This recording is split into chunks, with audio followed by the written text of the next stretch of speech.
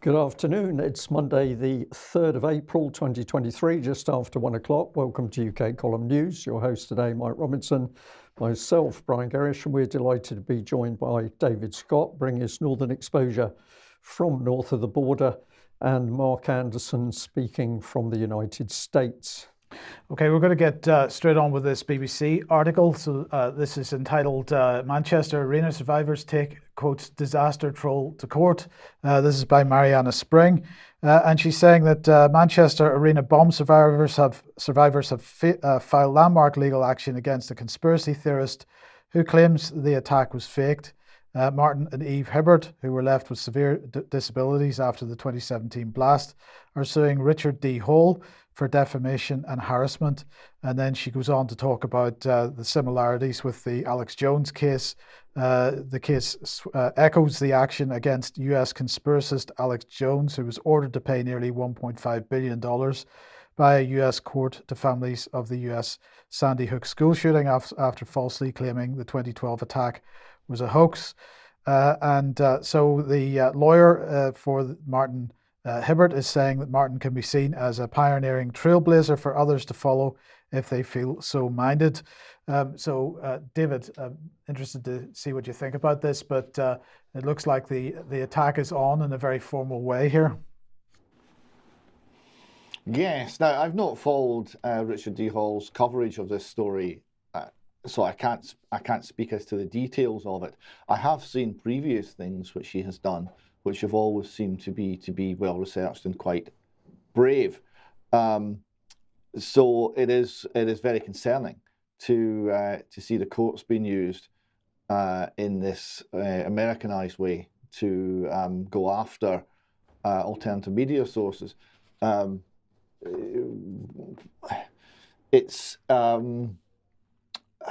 We'll need to follow the case very closely. I think it remains to be seen whether there's anything here that actually justifies this action, and it's concerning that the courts are being increasingly used to silence people with the wrong opinions.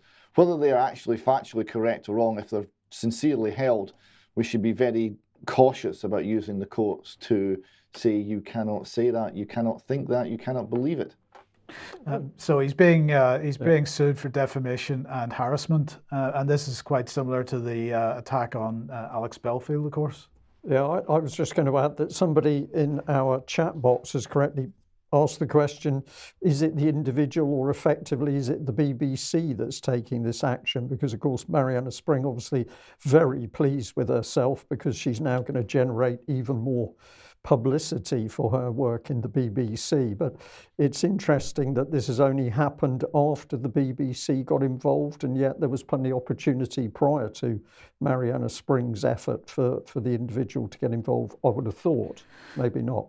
Indeed. Okay, let's move on to health news then. And well, here we go. We've got a new chief scientific officer. Here she is as of today. So this was announced, at least her appointment was announced in February, but she takes up the role today. So this is Professor Dame Angela McLean, DBE-FRS. So she takes up the role of chief scientific advisor today after being appointed by the Prime Minister in February, as I said.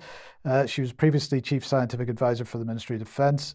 And she's the first woman to hold this post. So let's just have a look at her CV here. So as I've just said, most recently appointed Chief Scientific Advisor to the Ministry of Defence in September 2019. She's also held the post of Professor of Mathematical Biology in the Department of Zoology at Oxford University. She's a Fellow of All Souls College and a Director of the Institute for Emerging Infections of Humans. So her research interests lie in the use of mathematical models to aid our understanding of the evolution and spread of infectious agents. So she may well be a good friend of Neil Ferguson, or from that camp anyway. She established the mathematical biology at the Biotechnology and Biological Science Research Council's Institute for Animal Health in 1994, and as a result, she was involved in foot and mouth. And again, links to Neil Ferguson. Member of the Royal Society on Infectious Diseases in Livestock, and took part in the so-called inquiry into the slaughtered on suspicion policy. So, well, I don't know what your thoughts are on that, but seems like a safe pair of hands for the next pandemic, Brian. Well, this is it. These people appear they suddenly come into the arena, they suddenly move into a new job, and yet here we are as members of the public, we really know little about it. But they wield immense power when in post. So a lot of questions to be asked, I think. Yes, indeed. Okay, now let's just mention the MHRA. Let's bring this on screen. The MHRA has published its latest updated MHRA fees. So this was from Saturday, the 1st of April, 2023. New fees are being introduced for a range of MHRA services to ensure that the agency covers its costs and achieves financial stability in the years ahead. The new fees will enable the MHR to deliver a responsive and efficient regulatory service that protects and improves patient and public health by facilitating access to high quality, safe, effective and innovative medicinal products. Does that impress you? No. No, okay. To ensure fair and proportional fees are set for MHRA customers, the changes aim to achieve cost recovery in line with HM Treasury's principles on managing public money. Key changes come into effect on the 1st of April are a 10% uplift across statutory fees. This reflects increases in costs since the last substantial MHRA fee review in 2016. A further uplift for 58 fees for services that are significantly under recovering costs to achieve full cost recovery.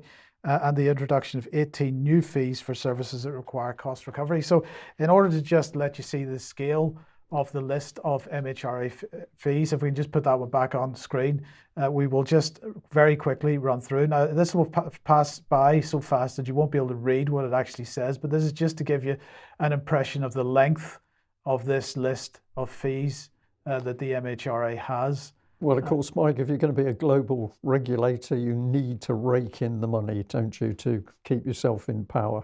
Yes, David, that was impressive. That was good. Well, you can never have too many fees. You know, if you're the MHRA, you have to keep raking in the cash. Cash is king. Right? Well, it is indeed. So, Mark, let's come on to the United States and health. And Dr. McCulloch. Good morning, gentlemen. Yeah, Dr. Peter McCulloch from right here in Texas. I'm in Austin now to cover the Independent National Convention for UKC here. And I ran across this the other day.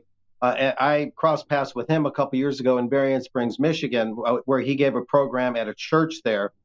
And he's been talking to the U.S. Senate, particularly Ron Johnson, the noted senator from Wisconsin that I've talked about on UKC, in terms of wanting to define the World Pandemic Instrument or Pact as an actual treaty so the Senate can give its advice and consent, 2/3 majority vote, all that. So Ron Johnson, a very important senator right now. So anyway, Dr. Peter McCulloch is saying to him in a panel discussion, pull the COVID vaxes to save lives. I believe this was March 30th. And there's the item right there. Very interesting. And I believe there's a video that would probably explain it better than anything. And it's a very brief video, but it would get right to the point on that. Dr. McCulloch. Just quickly, I think it has to be said the pathway to prevent any more harm is all the vaccines need to be pulled off the market and withdrawn. That needs to happen immediately. All the vaccine mandates should be dropped immediately. We need requests for applications and immediate funding for vaccine injury centers of excellence across the United States for screening, detection, diagnosis, prognosis, and management. We need a massive shift in our healthcare system towards managing now this large number of vaccine-injured people. What's at stake here is death. And the deaths that were reported by Mr. Dowd and others, the deaths on a more probable than not basis that are occurring in someone who've taken a vaccine are due to the vaccine, and the autopsy studies show it. It's alarming. To save American lives now, these vaccines need to be pulled off the market. Yeah, very interesting there. What he's saying is the autopsies are showing it. The evidence is there. It's just incredible that doesn't somehow, in some way, make the mainstream news, the mass media cartel, as I call it. That just is a measure of just how much informational control there is. No matter what they think of these jabs, how can that not make the news, right? That's just a question that won't go away. He's an extremely credible cardiologist and doctor, Peter McCulloch is. And so that just shows you the nexus of control that is not headlines literally everywhere. And anyway, we have another item on tap here. This was shared with me by James Roguski, the Los Angeles-based researcher on the WHO, who's keeping a close eye like I am on the World Pandemic Treaty development. But this is a notable item. I don't have a lot of comment on it, but it's certainly worth mentioning. Westminster Hall debate, 17 April, so that's a couple of weeks away at 4:30 p.m. your time. E-petition 614335 relating to an international agreement on pandemic prevention, preparedness, and response. Member Nick Fletcher, conservative. And maybe you guys want to elaborate on that. I don't know much about Mr. Fletcher. These Westminster Hall debates usually host maybe half a dozen people, and they talk about it for a little while, and nothing much comes out of it. So we're going to be very interested to see what happens this time. I don't doubt this one will be quite similar. Yeah, we'll be interested to see what happens, Mark. It's difficult to comment beforehand. Okay, David, let's move on to trans issues and Posey Parker. Talking last week about Posey Parker's visit to New Zealand. This is a shot of her having been assaulted as she was trying to speak, and women weren't allowed to speak. Well, this has had many effects, political and in the press, and it's included people asking the new Prime Minister of New Zealand a very hard question. They're asking him what a woman is. Let's see how he does. Sean. I just wanted to ask you, given comments by Keir Starmer in Britain, how does this government define a woman?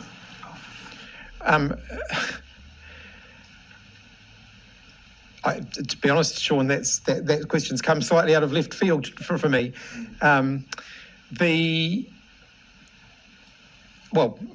Biology, sex, gender. People define themselves. People define their own genders. Keir Starmer has said that he believes 99.9% of women do not have penises. And I know it's a strange thing for him to say, but given recent events in New Zealand, I'd ask again, how do you define what a woman is? Well, I think as I've just indicated, I wasn't expecting that question, so it's not something that I've, pre-formulated an answer on. But in terms of gender identity, I think people define their gender identity for themselves.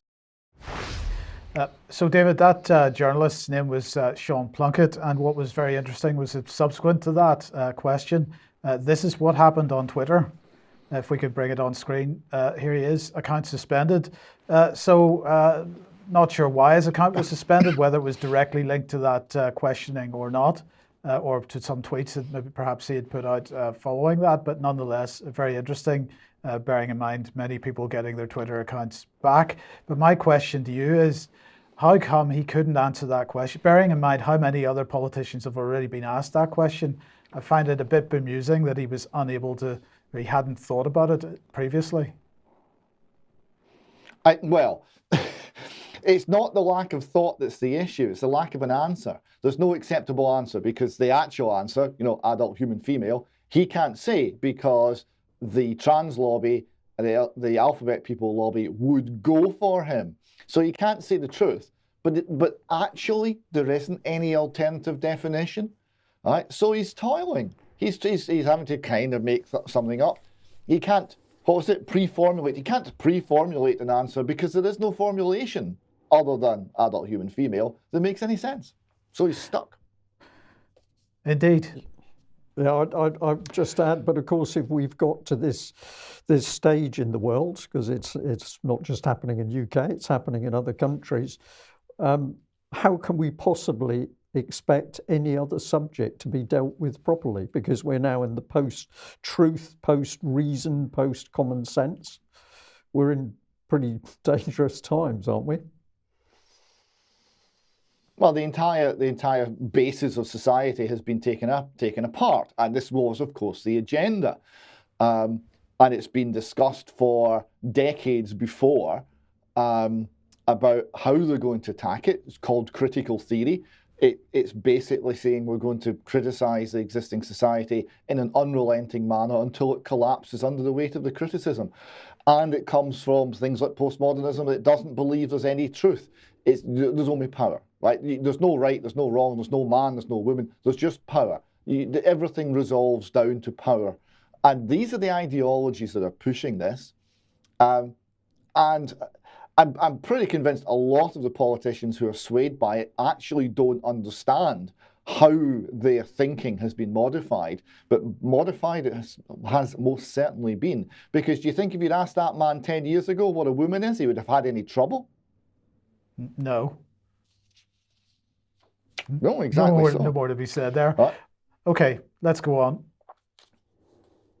So we've got here a couple of reports from Mail Online regarding how these issues are being handled, or shall we say mishandled, in our schools. All right, so the first one here is from a gay teacher who tried to help LGBT students feel included. He said only for them to turn on me when I failed to endorse their gender ideology. So this is Harry Winter, not his correct surname. It says, in my new role as a teacher, I didn't hide the fact I was gay. Some students began confiding in me because they were suffering homophobic bullying. Some were self-harming because of it. I believe that an LGBT club would be a way to offer them a safe space to be themselves. The mother of one of the girls who was self-harming agreed. So he set this up.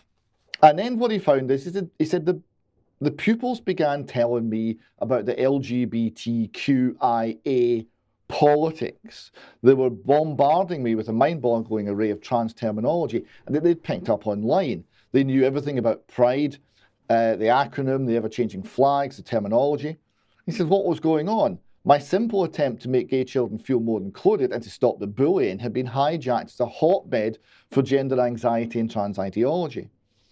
It continues, having spoken to friends and to parents and friends, I don't think the public understands the grip gender ideology has on our school children. I was just as naive 2 years ago, but having seen the scale of the problem, I feel I have a duty to raise the alarm for the sake of those children who may be making a grave and permanent mistake. And this is, of course, the issue. The damage that is done by these ideologies to our children is profound and is life-changing and lifelong. We've got another report concerning schools from the Mail here. And this is not a teacher raising the alarm. This is a school actually endorsing the ideology that previous teacher was raising concerns about. The headline is, "Hi, your daughter is now a boy. Just letting you know." Right. So this is a casual phone call that a mother got while in a shopping centre, and about her daughter. So they write, Olivia, again, name change to protect identities, was a carefree and typical little girl. This changed when she started secondary school. Suddenly life was complicated. She joined many school clubs and societies, including, at the instigation of a friend, an LGBT discussion group. In the space of a few months, she announced to her parents a series of updates. She was first a lesbian, then she was non-binary, and finally she was a boy. This was under influence from a male-identifying friend. She then began self-harming. By the time she reached 14, Olivia was in the throes of despair, threatening suicide almost daily. Without telling her parents, the school referred the schoolgirl to NHS-funded child and adolescent mental health services, but did so under a new name, meaning that not even her GP knew what was going on. The mother continues, we've now been asked to sign a safety plan which says as parents we have to create a safe space for our daughter, and we've been told we must not call her any labels which would cause her emotional distress. In summary, we have no rights to protect her daughter. She also went on to say the school called social services, because the daughter went to them and said she didn't feel safe at home because we don't accept her identity and keep saying she's a girl. So they've been given an agreement to sign. They said if we don't sign this document, the matter will be escalated to child protection. And the mother that has also been told that if the daughter attempts self-harm, they must not intervene, but instead call the police. So we're now in a situation where as parents we have no right to protect our own daughter. Another mother said the school told her she had no say in her 13-year-old daughter's decision to change gender because that was the child's right. So you see the child's rights agenda being rolled out to justify more assaults by the state, more removal of parental rights. That's what it's all about, of course. And the children are left unprotected.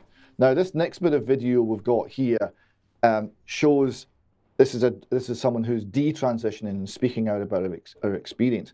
This shows you just the harm that's going to be done to so many of these children by this dangerous ideology, by the exclusion of their parents from protecting them, and by the encouragement of the schools, the medical profession, and all aspects of the state that seem to have bought into this ideology uncritically.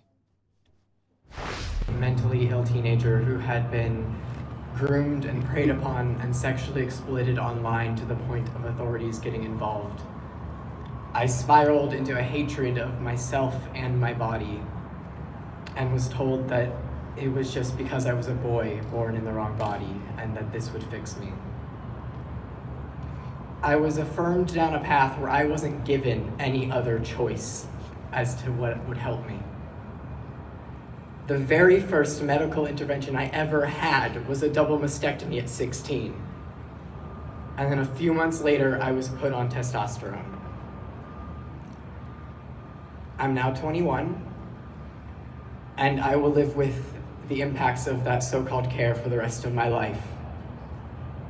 In the past 4 or 5 months, I have watched as my body has fallen apart in front of me, my joints constantly hurting, my vocal cords aching, watching as parts of me atrophy away before my very eyes. And yet at 16, they looked me in the eyes and they told me this was care. They told me it would save me. Despite the fact I was never suicidal, my parents were baited with the idea of, would you rather have a dead daughter or a living son? Bullied into going along with it. Their biggest crime being trusting those who they thought took an oath to do no harm. It's not about hate, detransitioning. It never has been. It's about keeping kids whole. I've worked with children. I've seen them explore the world, and I've seen that magic that they have. And doing something like transitioning them takes that away. How can you look me in the eyes and tell me that a child can consent to being chained to an experimental medical industry before they're even old enough to drive or understand the impacts of what that means in the first place? That's right. That's right. Kids deserve to be kids. They deserve to get to explore the world as a safe and loving place. And I mean, doesn't your heart go out to that young girl who's now, so bravely speaking out, but so many problems have been added to her, mutilation, hormone therapies, and all the rest of it, when she really needed someone to take care of her, someone to talk to her, and a bit of love. It's very tragic. One of the other factors we're seeing in this is an increasing violence in the trans activist extremists, in the people really pushing this, the people who are in demonstrations. And one aspect of this has obviously been the recent shooting at a school in America. And it's pointed out, as you see in this next slide, that this is one of a number of mass shootings in the States where the perpetrator was themselves identified as either non-binary or trans. This narrative was so effective that Reuters felt the need to fact-check it. So they went to a database of mass shooting, which includes all the gangland shootings and all the rest of it, and said, well, most of the mass shootings and violent gun attacks in the US are carried out by cisgender men. So this is missing context, is what they said. So they had to respond to cover up people pointing out this series of events. Now, on a lower level of violence, I've come across one campaigner called Billboard Chris.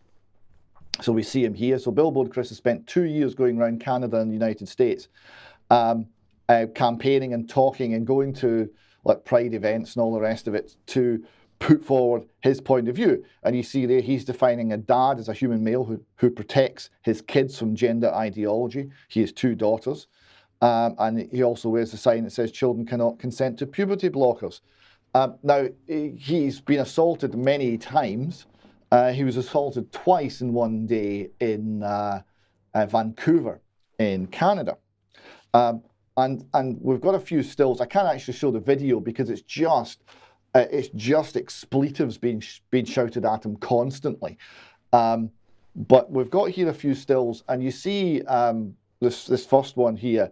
A person who looks like a woman, I think is actually male, from judging by later actions, and he or she is shouting obscenities at Billboard Chris, and you see in the background ringed a smiling police officer. This is a senior officer in charge of policing this demonstration, and she seems quite happy, right? And as you see, as the LGBT protester grabs Billboard Chris by the throat, later throwing him to the ground, the police officer's just smiling, which seems a bit strange. And this final still, so Chris has been basically grabbed by the neck, punched, thrown to the ground, and the police officer's grinning from ear to lug. And we have a line up, all the people in the front line are all women, none of them are intervening. They look a bit unsure what to do. The only police officer that seems to know what to do is one rank back, and he's a man. So that raises questions about whether having women in the front line of a potentially violent conflict is actually particularly good police decision making. But this lady who's in charge, who's ringed here, it looks like glee at this man being assaulted is very worrying indeed.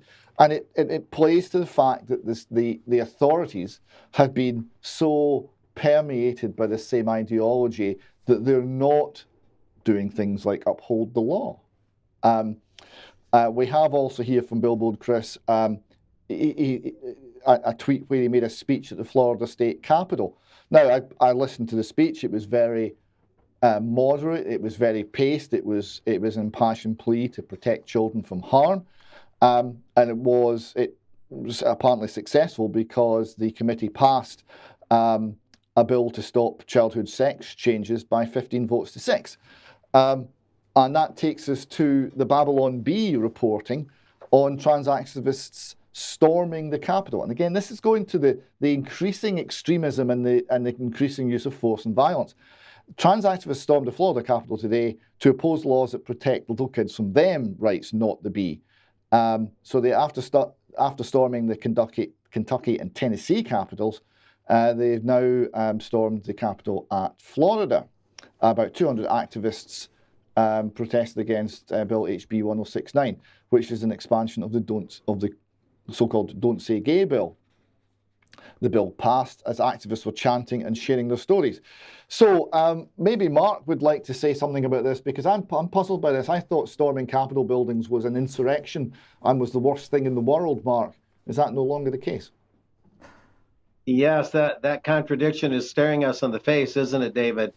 This is nevertheless pretty reassuring that they did this in Tallahassee and passed the bill at the committee level. We'll see where that goes. There's been similar things here in Texas. Critics say it's a little ineffectual, a little bit weak, but nevertheless, things seem to be pointing the same general direction here in Texas. So that's reassuring too.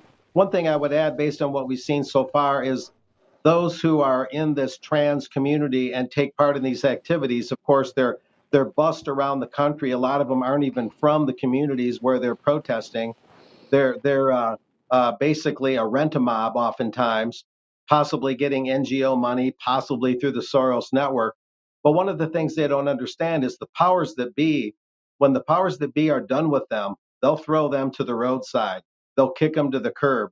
They're just useful idiots so they can completely take away parental rights, because that's the real goal that you mentioned earlier, David, and I'm just putting an emphasis on it. Ultimately, it's to tell parents that your children are not yours. They belong to the state, and child's rights are the way to separate the kids from the parents in loco parentis, which is in the place of the parents. That's the fundamental thing that this is ultimately all about. And I think that needs to be stressed a lot. Yeah, thanks, Mark. Back to you, Mike. Okay, back to the UK then. And well, Capita, the company that everybody loves to hate because they enforce the TV license money collection. Well, they had a bit of an IT problem over the weekend. Now, who is Capita? Well, aside from TV license, of course, they're outsourcing firm that's used by the National Health Service, by local councils, by British government, by the British Army even. So this was pushed out by them on Friday following a technical problem which has affected access to some of our services today. That we can confirm that we've identified an IT issue that is primarily impacting our internal systems. And what did this turn out to be? Well, it turned out to be a cyber attack. And it looks like, well, was it some kind of ransomware? They're not saying just at the moment. But nonetheless, they claim that no individual client's data was exposed by this attack. But obviously we're not able to provide functionality for many systems, including some council systems involving benefits and so on over the weekend. So I just wanted to mention this because over the weekend, the government published this job advertisement for the head of cybersecurity for HM Treasury. And the salary that they're putting on this is £50,000 a year, £50,000 to £57,000 a year. Now, for a London-based role, this is a pitifully small amount for what would be considered an extremely senior position. So let's just bring up what they say about it. The head of cybersecurity identifies, understands, and mitigates cyber-related risks. They provide risks to service owners with advice to help them make well-informed risk-based decisions. Now, why is this important? Well, because of course the government is moving to digital everything. And so cybersecurity becomes a key function of that. And if you're paying somebody based in London £50,000 to be head of cybersecurity for the Treasury, which of course is the source of everything in the UK government, then they can't consider cybersecurity to be a very serious issue for them. So I would then question the entire digital strategy of the UK government. Now, of course, what they then do is they pay civil servants pitiful amounts of money. And in the meantime, they outsource more and more services to the likes of Capita. And Capita have now just demonstrated that they're not capable of saving themselves from cyber attacks. So what could they do for on any government contract that involves digital identity or digital currency, anything, I don't know, anything that they might be involved in the future. I don't think this is a very good look for either the government or for Capita. I find this fascinating, Mike. You know, that is such a small amount of money. So it's almost like the Treasury's putting somebody in place to make it look as if they are doing something, but actually that person's not going to have any real power or authority. David? Well, it's not as if we haven't had some experience in the governmental sector of things going horribly, horribly wrong. We had SEPA were hacked and ransomware was installed and they couldn't get round it. And basically they had to recreate all the data and it took them, well, I don't know if they've even fully recovered yet, but it certainly took them 6 months to a year to have any semblance of normality in that particular government agency. And for some months, basically they had been effectively stopped from working at all. So the government knows how bad this can be. They've had some experience of how bad it can be. I'm astonished that they're viewing that as such a kind of minor position.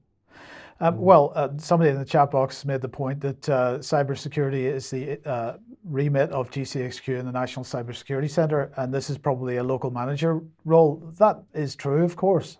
But that doesn't change the fact that it is massively under-resourced. And security is something that happens at every level. So, if you're going to put somebody in as head of security, head of cybersecurity at the Treasury, I would have expected to be a more senior position than that salary implies. Anyway, let's move on. If you like what the UK Column does, you'd like to support us, please head over to community.ukcolumn.org. Your membership would very much welcome and very much needed and appreciated. You could pick something up at the UK Column shop, but please do share material you find on the various platforms, including ukcolumn.org, ukcolumnextracts.co.uk as well. Just another reminder that, in fact, in a couple of weeks, on the 23rd of April, the Alternative View team are hosting, or we're hosting on their behalf, a virtual event called Smart Cities and Surveillance Agenda. Pippa King, John Kitson, Mark Anderson, and David Dubine will be speaking at that. Please do attend if you possibly can. Yeah, absolutely. Right, okay, so let's put out another ad here for tomorrow at 1 o'clock. We'll be streaming an interview I did with Jonathan Tilt in order to find out about Vote Freedom, the Vote Freedom Project. And this is part of the UK Column engaging with people who are trying to make a difference through the political system. And of course, we've got the local elections coming up, and that is usually the time at which the smaller parties can make a difference and hopefully get people elected. So join us for that stream tomorrow. ukcolumn.org/live or community.ukcolumn.org/live, depending on whether you're a member or not. Indeed. Okay, thank you for that. And we've got a London rally coming up here. Yes, just to mention the next rally against the ultra-low emission zone in London. It's at 12 to 3 p.m., 15th of April, Saturday, Trafalgar Square. The Together Project hosting that, so get along to that if you can. Okay, that's good. Now, this was sent in by a viewer, taking it at face value today, but it's another job advert, and it's engagement activity in Newham, London, to increase COVID-19 vaccinations. The closing date is apparently the 11th of April 2023 at 12 p.m. And it says NHS South Central and West Commissioning Support Unit, delivery of culturally sensitive local engagement activity co-produced with local partners to promote COVID-19 vaccine update in under-vaccinated groups in the Newham Borough of London. It's very interesting seeing this against the backdrop of the American doctor saying we should be withdrawing all of these vaccines. But of course, here in UK, the agenda is to keep pushing them out and jabbing as many people as possible. So if the person who sent this in to us can keep an eye on it, we'd be happy to take more information. Now, we've also had a couple of emails. This one, again, taken at face value, but it's a report of girls fainting at a local secondary school, Catmose College, Oakham. Female teenagers fainting at the college, not just one or two, but many. And ambulances have apparently been called so often now that the ambulance service is saying we can't deal with this. And the school, the college itself, is going to have to deal with things as best they can. And then there's mention of a landlord advising me that his daughter had never fainted before, but she does faint in the college. He doesn't see it as stress, as his daughter has had to deal with far more stressful situations. He's asked the college to look into what's going on, but so far they've refused. And then there's an anecdotal story of another person who had been a teacher at the college. She stated this was being reported on a large scale in America. So that's the email that's come in. There was a contact number, and I will speak to the people concerned, but it does appear to be quite interesting. We've got another one here. This is to do with last Wednesday's UK Column Extra, and the comment is about the awful BBC Country File programme, which is now hell-bent on helping to destroy our beautiful countryside. That's the opinion of the viewer. They had a special edition from Cornwall. They were at a water treatment plant, apparently, where contaminated water from the old tin mines was being cleaned up. It was then going through treatment hoops, and they were very proudly showing the audience lithium extraction. This doesn't surprise me at all, because the last big tin mine, Crofty in Cornwall, it was well known that the water had a sufficiently high percentage of lithium to enable extraction. But I get the comment of the viewer that the BBC is normally protecting the planet in every possible way, but not when it comes to the possible extraction of lithium for more electric vehicle batteries. It went on, it says, to me, the whole lithium extraction thing looked exactly like the fracking scenario, and we know how historically this is terribly bad for local areas. And then Peter went on to thank us for what we're doing. So thank you very much for sending that in, and it's good to see UK column audience engaging and watching what's going on around them. David. Just a quick comment, Brian. You may remember some years ago there was a proposal to add lithium to everyone's drinking water in order to prevent suicides, as it modifies mood. No discussion of that in the BBC, though, I guess. Some pharmaceutical products are being administered with that objective of that type of pharmaceutical product is being administered with that objective in mind, causing severe distress to the recipients. But that's about as much as I can say on that one at the moment. Mark, war. Yes, this is a sampling of the slides I'm using this coming Thursday, April 6th, at a large local restaurant, which is being live streamed, and I'm speaking on the mass media cartel. And I'll give some contact info, if I can, here in a moment on that, on how to get a pay-per-view on that through a live stream.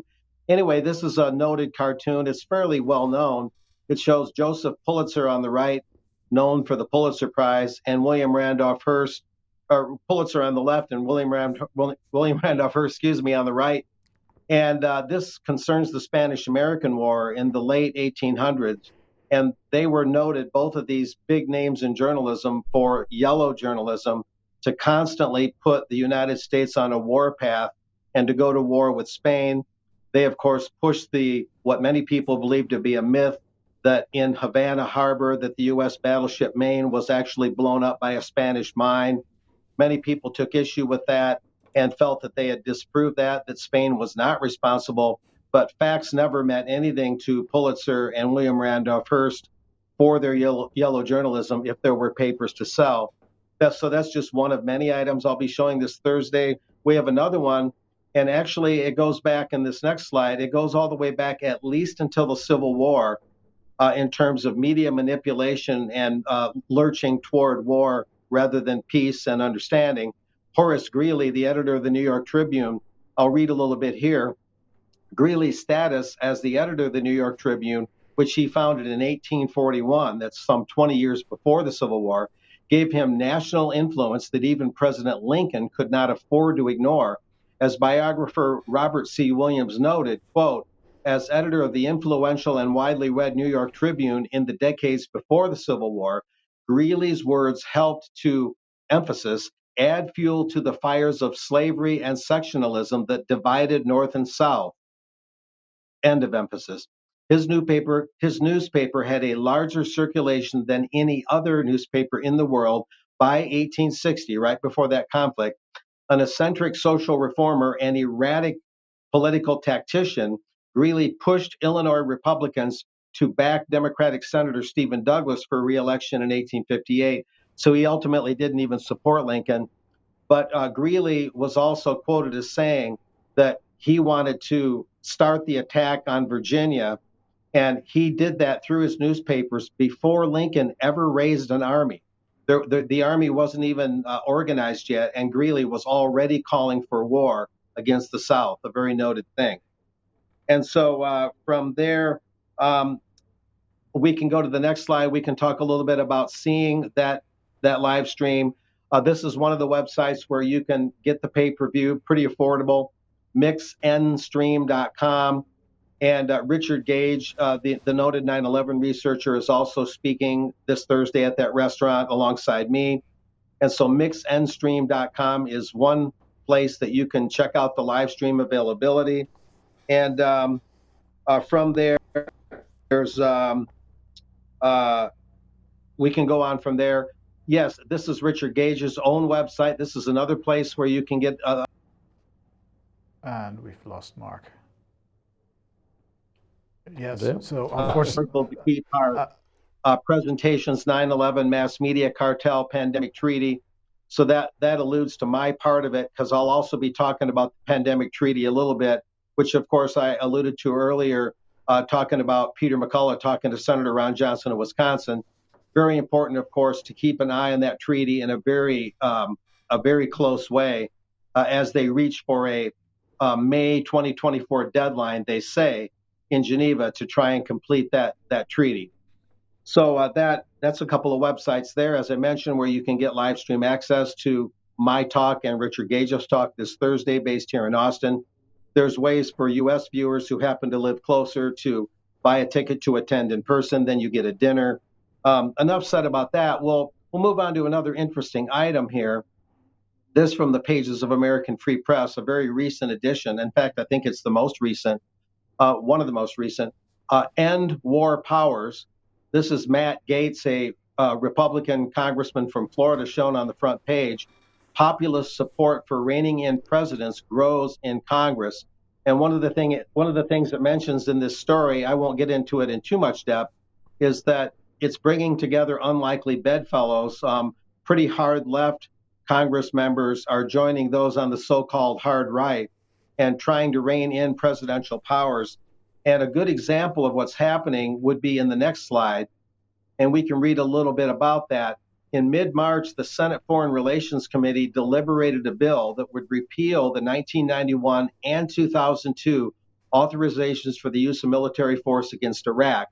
Senator Rand Paul, the Kentucky Republican, of course, the son of the noted Ron Paul, former congressman, added that he plans to introduce a measure to end the 2001 authorization to use military force, or AUMF, which gave President George W. Bush broad powers to respond to any individual group or nation that officials claim were involved in the 9/11 attacks.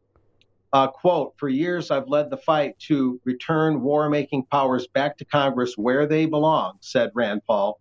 Over 20 U.S. military actions are justified by claiming the 2001 AUMF authorizes worldwide military force. My amendment, however, would make clear that the current Congress must authorize current war, not a Congress from two decades ago. I beg your pardon. This is a very important thing, because when the U.S. lost its ability through the Congress, as spelled out in the Constitution, to actually declare war, and the last time we declared war was World War II, we lost it through the UN action called the Korean War, which ended some 70, 80 years ago as of this year, 1953. When all that happened, something very fundamental changed in the U.S. system. And so this is long overdue. The authorization to use military force has literally become a blank check that belongs to the presidency, not any particular president. So everybody that sits down in the president's chair in the Oval Office automatically has this blank check that stems from Congress's several sessions ago, not the current Congress, as Rand Paul is arguing. And so there's an automatic succession from one president to the next, no matter who's in that chair, for them to automatically have this automatic war powers, a blank check where they can just send the military hither and yon practically at whim. So this is fundamentally important and could lead to restoring something that the U.S. has not had since World War II, ultimately. So there's Mark, a lot of gravity here, a lot of importance. Mark, I just wanted to ask your thoughts on this, because it seemed to me that there's a parallel to be drawn here between the use of military force, this authorization for use of military force, and emergency use authorizations for vaccines, in the sense that, you know, that the AUMF just allows the continuous use of war by a president in perpetuity, it seems, because of one event. And now we have emergency use authorizations for vaccines, which seem to authorize the use of mRNA technology for just about everything in perpetuity on the basis of one event, in this case, the pandemic. So it seems like they have governments have a very limited set of sort of mechanisms that they use, and they seem to just reuse them over time and again. Very adroit observation, Mike. That's exactly right. When I look at people wearing masks, even now to this day, I walked in a doctor's office the other day and they went crazy that I wasn't wearing a mask. And I said, it's mask hysteria, a play on words. And I said it very loudly. But a lot of the people that are wearing masks, I think they're almost conscripted to fight a war against the virus. And they're being a good little soldier when they wear the mask. And so there's that parallel too. Psychologically, it's like the government is conscripting people to fight that war against this pathogen, just as they would conscript people to fight a foreign enemy. A pathogen becomes an enemy is a pathogen. It's all the same. So psychologically and in the way you're describing, I think that's a very insightful thing to point out. And I think there's a lot of accuracy to it. Okay, so let's move on to Brittany Kaiser then. Well, nothing real special about her. She's one of many presenters. This is from the Independent National Convention that I'm here in Austin to cover for UK Column. I did notice that it said Cambridge Analytica whistleblower, and I thought you guys might know more about Brittany than I do. She's one of countless speakers here at this program. Bearing with me just a moment, I got some paperwork over here. We, of course, again, have Tulsi Gabbard, the noted former Democrat congresswoman from Hawaii that went independent. She's one of the keynotes, along with former Ohio Congressman Dennis Kucinich, who's the former mayor of Cleveland, and has done some things toward monetary reform that I think helped get him ushered out of the House of Representatives. Chris Hedges, as mentioned last week, I think it was, noted journalist and author. He'll be speaking on empire and duopoly disentrenchment. And this is just some imagery from the event. There's a lot of people that are not household names. There's Lyndon Johnson right there. I'm going to try and cover him quite a bit because he's going to speak about what kind of infrastructure will alternative media need to become more influential. And regardless of his viewpoint on the news, I'm interested in the infrastructure, the technology to help further disseminate and promote an alternative media narrative to try and push back against this noxious monopolistic narrative that's causing so much harm, from the BBC on your side of the pond to the New York Times and PBS on our side of the pond, on and on and on. So lots to unpack here today, Monday, April 3rd, and the next 2 days after that here in Austin. And I'll have a lot more coming on the website, podcasts and articles, and another report next week, of course. So there you go. Thank you, Mark. Okay, Mark, thank you very much for that. Well, if the US and certainly the UK have got a free hand with wars, we shouldn't be surprised at what's happening in Ukraine at the moment. But let's do a little update, and we'll start with how the BBC saw things earlier this morning, because this is their front page. But down in the bottom left is the Ukraine article. Wagner raises flag in Bakhmut as Ukraine fights on. The stunt was dismissed by Ukraine, which said its army still holds the embattled eastern city. So the BBC is now really beginning to struggle. It only ever just quotes what Ukraine says. That's never investigated or checked. But if we do an update, everything still comes back to the fight for this strategic city of Bakhmut, and taking a selection of material from reliable alternative sources. This one again emphasizes, one, that the Ukraine is left with less than 40% of the city at the moment. The rest of it is in Russian hands, but the Russian offensive continues, but it is at a reasonably small area of the city at a time, because each house, each block has to be fought for. So the light pink areas here showing these incremental advances by the Russians continue. And the significance of the BBC front page is this, that the Russians have now captured the administration centre, and that was the building that the flag was placed on, because this is a key building within Bakhmut itself. But the Russians have also taken Freedom Square, where there's been very heavy fighting, presumably because, of course, the Ukrainians don't want to lose such a named space in the city. But if you're looking at these small areas and thinking, well, this is not much progress, you've got to remember that each building has to be fought over. And if we come back to the way the Russians are conducting the warfare, they are moving very slowly. They're taking a few streets, a few key buildings at a time. But at the end of the day, they're moving forward. I've used the analogy before, like a lava flow, very slow, but it keeps moving. And we can see here in the different colours how these little sections are gained each day, while the BBC is trying to say that the Russian offensive is stalled. But if we put in a little bit of video clip, this is taken from the Ukrainian side. This is in Bakhmut itself, but you can see the layout of the lower density areas of the cities, and each of these areas has to be fought for. So this is very hard street fighting, urban fighting, not seen on a scale since the Second World War. And we'll just add a little bit more, because on the outskirts of the area or in the country areas, then we're into this kind of environment, and there was snow over the last few days, which has made the fighting particularly difficult for the Ukrainians who are in the open trenches.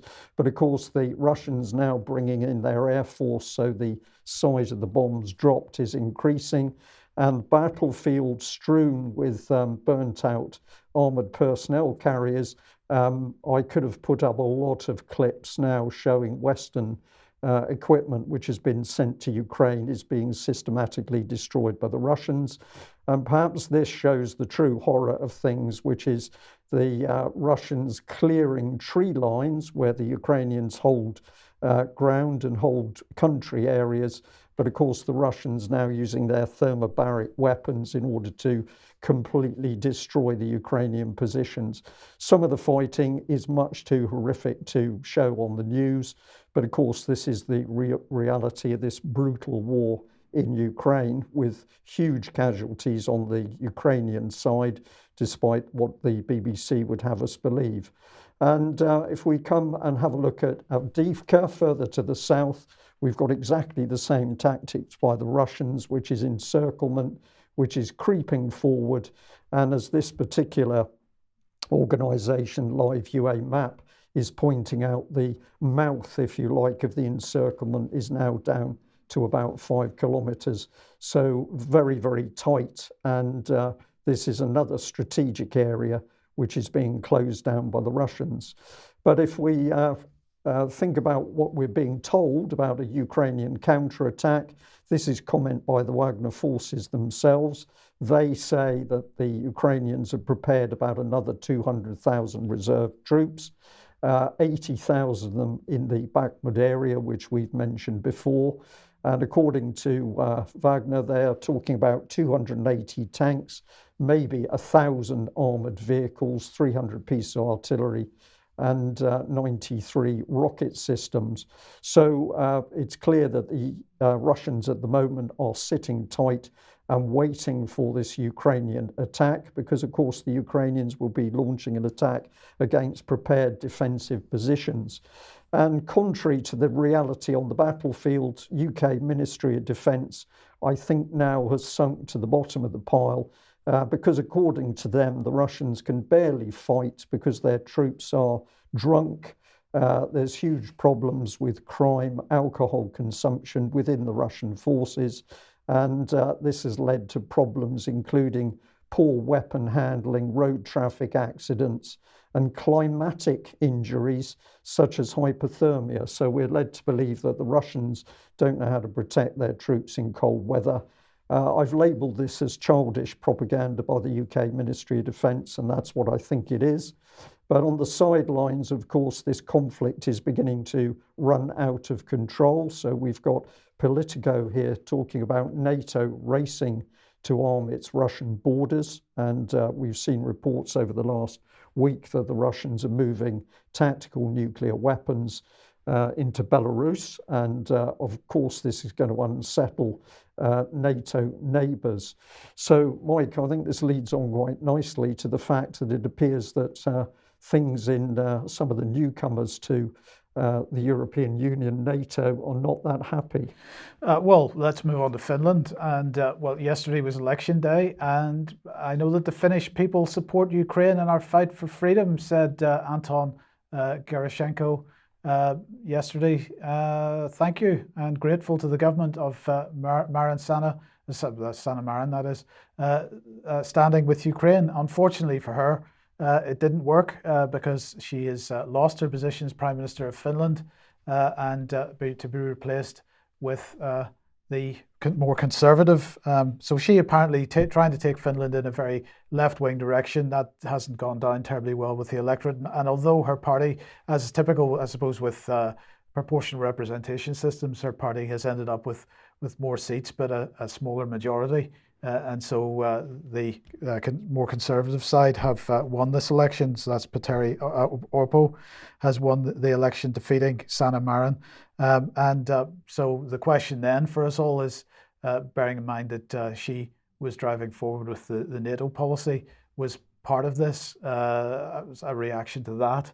I don't know the answer to that yet. I was speaking to Alex Thompson earlier on, and he certainly feels that it had something to play in the part to play in the decision. But we need to do a bit more to find out how much it did. Yeah, but it appears that there's been a backlash over the getting closer to NATO, and maybe people in Finland getting frightened of where the country's now headed. Well, in the meantime, then, let's have a look at the latest from Mr. Zelensky himself, because he's going nuts over the fact that Russia takes the presidency of the Security Council this month in the United Nations. Unfortunately, he said, we have some obviously absurd and destructive news. Russia is chairing the UN Security Council.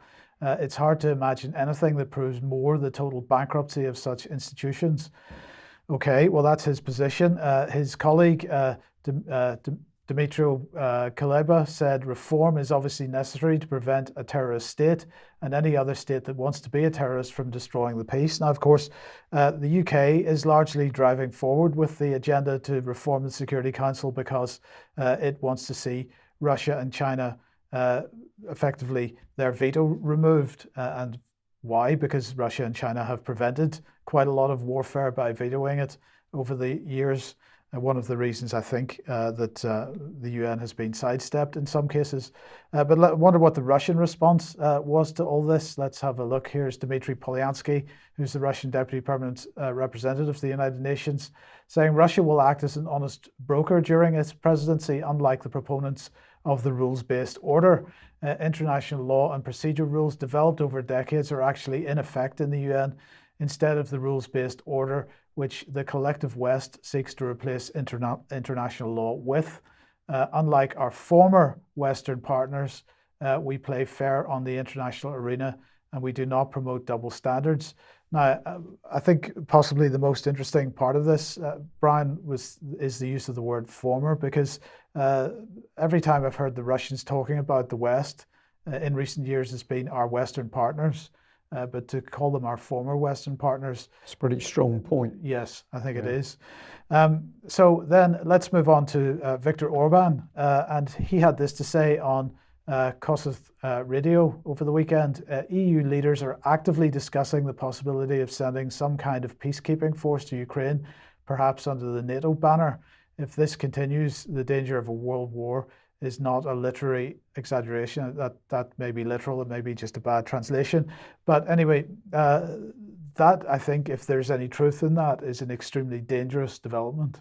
Well, we know, we've got to say, we know from the West's duplicity over the years that those peacekeepers, of course, will actually have a secondary role, or some of them will, and that will be to help prosecute the war. So the Russians are going to see this as an exceptionally dangerous move, because it will enable the West to have their experts in on the ground to fight the tanks or provide more detailed intelligence on the battlefield. So this is further engagement by NATO, but under the guise of calling it peacekeepers. So let's see what the Russians had to say about Orban's comments. He said, this is Dmitry Peskov, who said, if we're talking about some kind of serious negotiations, then this is a potentially dangerous discussion. In world practice, such forces, as a rule, as peacekeeping forces, are used only with the consent of both parties. In this case, it's potentially a very dangerous topic, and so on. And in the meantime, the Russians have released their concept for foreign policy of the Russian Federation, and Sergei Lavrov introduced this. So this is what he had to say: the existential nature of threats to our country's security and development that are being created by unfriendly states has been recognized. The document designates the United States as the main originator and vehicle of the anti-Russian policy. Overall, the policy of the West that is aimed at the all-out degrading of Russia is described as a new type of hybrid war. I'm going to suggest that the Russians have got this wrong. The United States might be the bully boys here, but I think the main vehicle of anti-Russian policy is the United Kingdom. Yeah. And so they may want to look elsewhere. David, have you any thoughts? Well, we're seeing a mention of the new type of hybrid war, but meanwhile, on the ground, we've got a very, very old type of non-hybrid war. And I think this is one of the differences between the view of the West and the view of the rest of the world. The West is convinced that they can essentially operate soft power. And it's been proven in this case not to be true, right? That ultimately, when vital interests are at stake, and this is a vital interest for Russia, then it's old-fashioned hard power that comes into play. It's not a vital interest for the West. It's not a vital interest for Britain, for America, or for even Germany. And as such, we will not see the willingness or the public support or anything else to enable troops to be placed on the ground. I suspect the idea that a NATO peacekeeping force can be deployed is simply fanciful, because it couldn't be deployed as a peacekeeping force because there would be war. And I don't think that would ever be supported in Western countries, at least at the moment. Yes, I would just suggest that the idea of hybrid war. Of course, Ukraine is only one front in a bigger war that's been going on for a long time, across multiple domains, mainly, admittedly, in the information space up to now, David, but much broader than just what's happening in Ukraine itself. That's for sure, but Ukraine's been the one where it's actually pushed into another country's vital interest to such an extent that it had to go as to a hot war. I suppose if you exclude Syria, because obviously the attack on Syria, terrorist-led, looking to subdivide the country, obviously challenged Syrian vital interests, so that also turned into a hot war. So this is the point that the West is going to have to realise, that there are lines, and you have to respect them, because if you don't, unfortunate things start to happen, and then things start to develop their own momentum, and the Western capitals may no longer be in control. Indeed. Okay, let's come back to the UK then, David, and Scotland. And your new leader, your great leader. The new great leader is Humza, and I thought we'd just briefly cover his first week in office. It's been quite spectacular. So we started off with him being sworn in. Now, it was a bit of an embarrassment because the pen didn't work, and actually signing in proved to be a bit of a problem. But this is how he came dressed. He came dressed in traditional Scottish costume, wasn't it, David? Well, a traditional Pakistani costume. This is the thing. He came dressed in garb which most Scots would recognise as foreign, as different. And it's obviously not what he normally wears. He normally wears a suit and tie. So he put this on especially. I thought this was a politically bad move, because he's coming in as First Minister of Scotland, and immediately the first thing he does is he says, "I'm not like you. I'm different from you." And I thought that was a very strange political decision. He's coming in and coming out at the same time. That's what I'd suggest.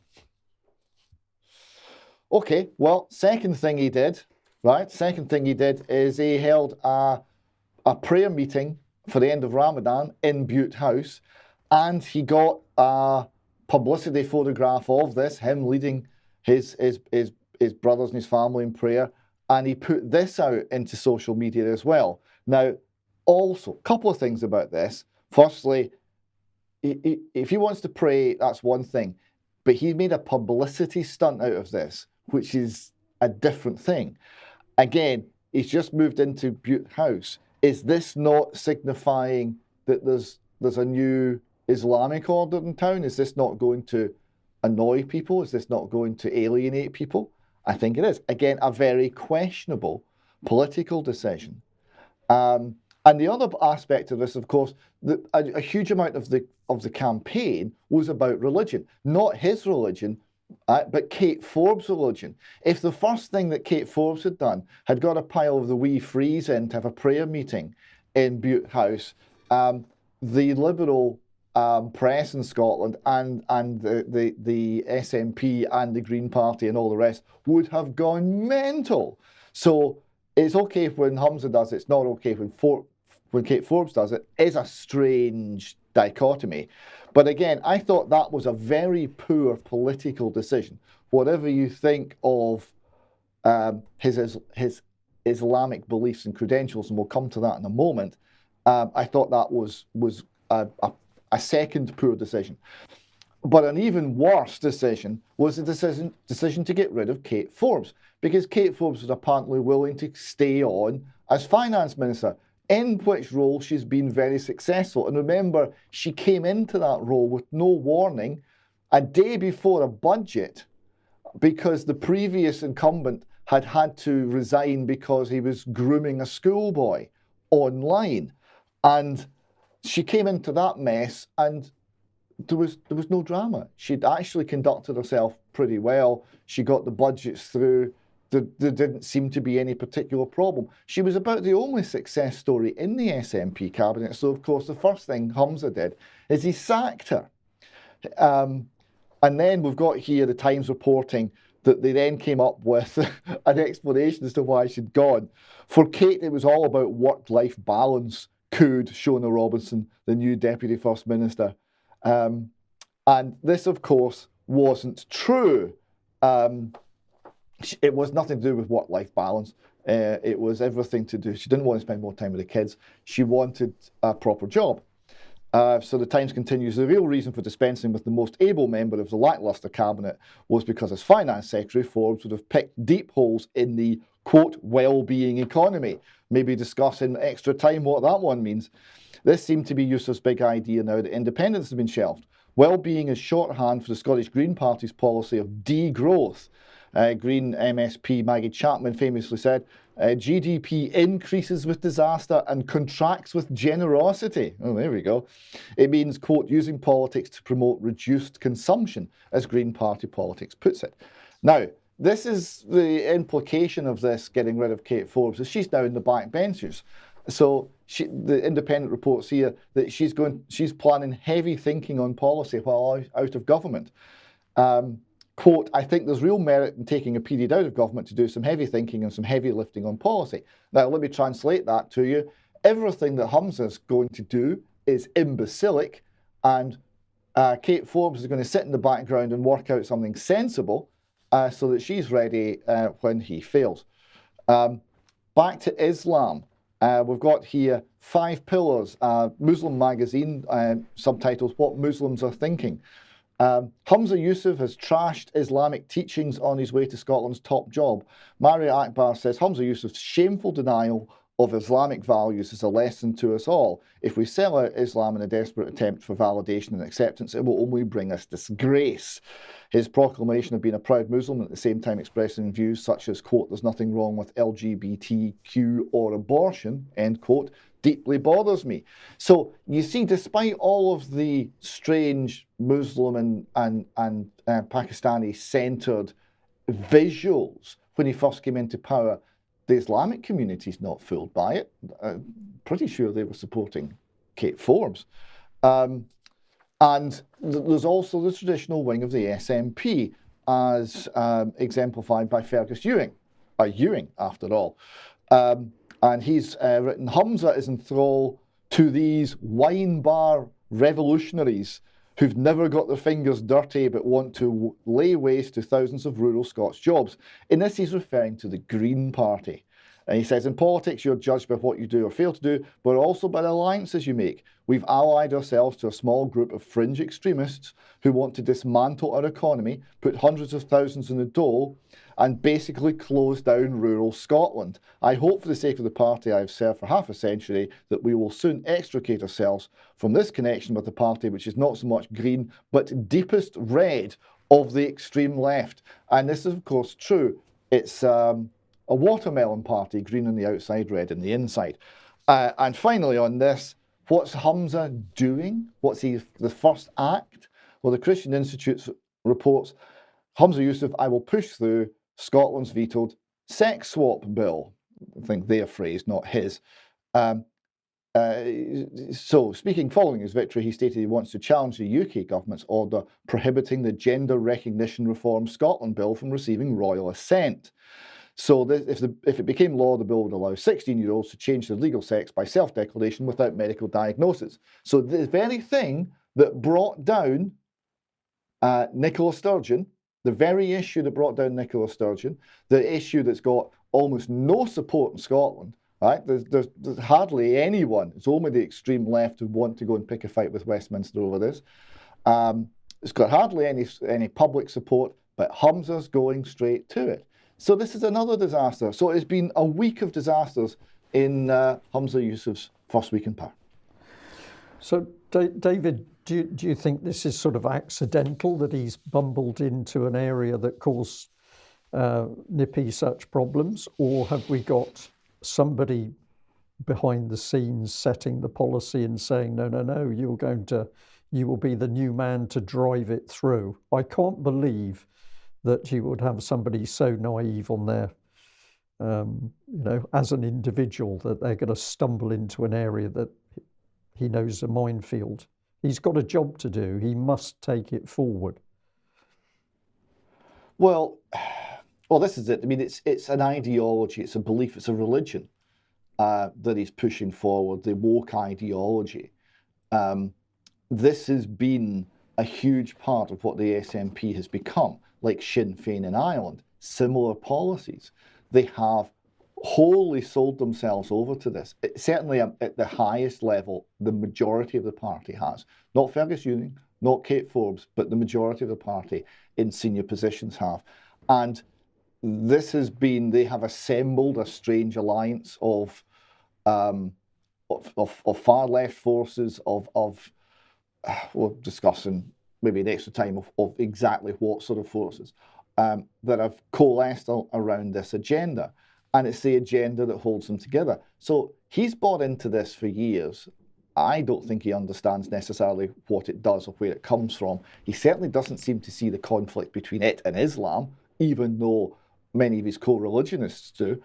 I think Hamza is blundering into this and following the previous agenda, which is not a Scottish agenda. It all comes from elsewhere, much of it from the United States, and before that from various European strands of thought, Frankfurt School and all the rest of it.